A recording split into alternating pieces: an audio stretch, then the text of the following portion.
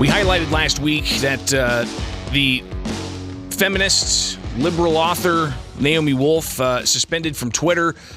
She was somebody that throughout the COVID-19 pandemic has been very critical of the phases that we've gone through in the past under George Bush Jr. She highlighted that the various steps towards fascism and a lot of even conservatives were, even the libertarians were kind of highlighting Naomi Wolf's work back then, 15 years ago, as something that we needed to kind of look at as a bellwether of where we could be heading. And here we are now, 2 years after COVID-19 emergency has continued and is perpetual, it seems, with governors across the country, including here in Illinois, continuing COVID-19 emergency declarations into yet another month. I hear what this makes it 26 months now, if I'm not mistaken. So we've seen, of course, all of that and the big tech flip-flops about faces on a whole host of different issues, from masking to the lab leak theory to vaccinations and so on. A whole host of things going on here into this cauldron of, how we get our information. Are we really free to criticize and to ask questions? Are we really free to express and put out different types of information that does not go with the establishment narrative? And I think that, a lot of people last week, Monday was huge. Elon Musk, the announcement that he's going to ultimately buy Twitter, though that deal's not done yet. A lot of people celebrated that. And even some voices that hadn't been heard on Twitter for quite some time reemerged. But we still have people who are being suspended and silenced on that platform. One of them joining me now here is somebody who uses the Twitter handle Emma Woodhouse, but her name's Jessica Hockett, and she joins us now on WMAY. Why? Because over the weekend, I saw an outpour of support saying that Emma Woodhouse needs to be reinstated on Twitter. So Jessica joins us now. Jessica, thanks for taking time with us. And I guess just let's start here and tell us about why you chose to use the Twitter handle Emma Woodhouse.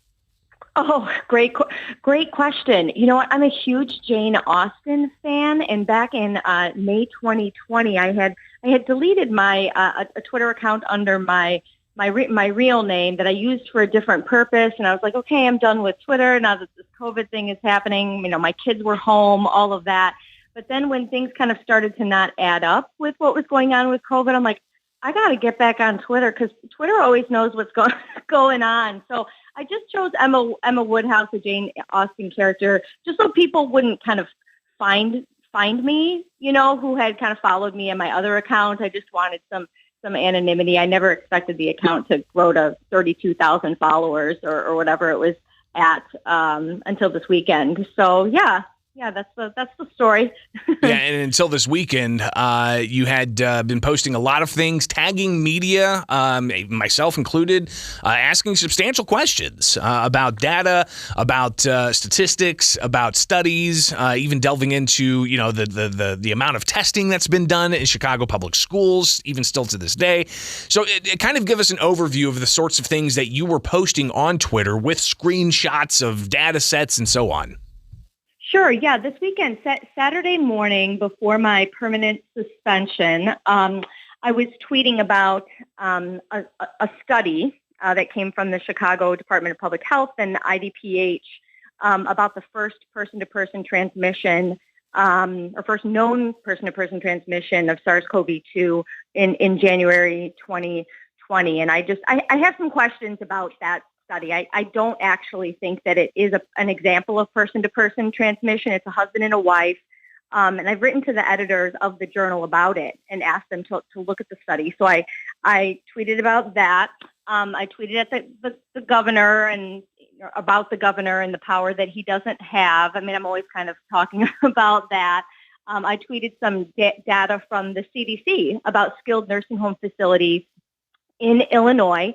From January 2021 to, I think the graph goes to July 2021, that shows that the majority of the cases in nursing homes had been among partially and fully vaccinated people, not among residents, not among unvaccinated. So that's kind of interesting. And then, Chicago Public Schools continues to break the law by requiring unvaccinated athletes to test weekly as a condition of participating in sports. And so I had a tweet about that. I mean, I think I tweeted some other things too, but those were kind of some main topics that I was tweeting about that morning. We're talking with Jessica Hockett. She tweets under the account name Emma Woodhouse, but that account has been suspended, and actually you've been told that you can't create other accounts. Is that right? Yeah. This is a permanent suspension. I was surprised. I got the notice Saturday afternoon, and I couldn't access my account. They said your account has been permanently suspended, and sent me the notices, and I was like, wow, like what's this about? And at first I didn't see that simultaneous to that notice, they had also sent me a your account is locked because of this tweet notice. Those notices got sent simultaneously, which is probably because they have jailed, what I would call Twitter jailed me before 3 times. And so I suspect that, like with this fourth, alleged violation of this tweet that was flagged, that it triggered the permanent suspension, you're gone algorithm.